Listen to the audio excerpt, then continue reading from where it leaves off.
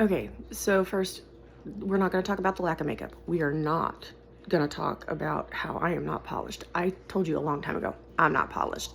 I have weird facial expressions. You're just going to get used to it. It's just how I roll. I have no facial filter. And I also am not going to use a filter because that's just not how I do things either. So we're going to talk about something this morning that is basic. We're going to talk about what's for breakfast. Because this morning my mom said, "What's for breakfast?" And I said, "I don't know. What do you want?" And she goes, "I don't know. How about biscuits and gravy?" And I said, "Ooh, problem. I don't have any canned biscuits." Now, I'm modern. I refuse to make an entire batch of biscuits just for 6 biscuits for 2 people. But didn't have them. So guess what you have to do? Pull out the cookbook. Now, I have a great Better Homes and Gardens cookbook. I have dozens of cookbooks because I have to eat plant-based products because of alpha-gal. So, no dairy. Okay, so all those specialized ingredients, I have to get them at Hy-Vee or at Gerbs. Sometimes Gerbs has them, and natural grocers because, again, I'm allergy spicy here. So I'm more than happy to get those things because they're close, and that's what I want to talk to you about because they're close for me. But if you're living out in the country, out in places far, far away from modern conveniences like grocery stores, even gas stations and Dollar Generals, which, by the way, I have two Dollar Generals within 5 miles of my house. Not complaining about that at all. It's come in clutch on several occasions.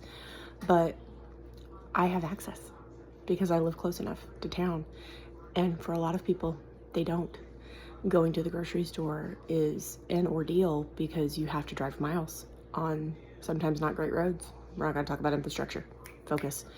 We're going to talk about food security and how important that is, and how summer's coming up, and how kids on free and reduced lunches, or even getting lunch at all at school, that's going to go away because no school lunch. And there are things in our community. We have the Samaritan Center, we have food bank, we have blessings boxes outside of churches and libraries, and those come in handy, but they don't always fill the needs that are needed because of convenience and still having to drive into town. And how a gallon of milk is already expensive at the grocery store and how even more expensive it is at a gas station. We need to talk about that. And we're going to this week. We're going to talk about food security. I'm going to put out a hot take every day about just that. And in a minute, I'm going to show you how the biscuits are baking and how I'm hopefully not burning them right now because I'm taking like the 5th video to try to polish it up just a little. But we're going to talk about those things because food security is a big issue, especially in rural communities. And it's not just in Cole County. I know I'm supposed to be focused on one, but I've lived in other places. And I've lived in places where going to the grocery store was a 25-minute drive one way. And we need to talk about that. And heaven forbid if you have any kind of specialized food issues like me, where you need dairy-free, whether or not you're getting nutritious food comes down to geography and distance and not about your ability to pay for it.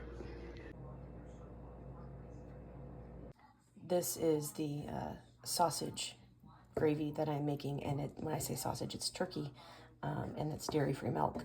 So here we go. Proof that I can indeed make biscuits from scratch. Very excited.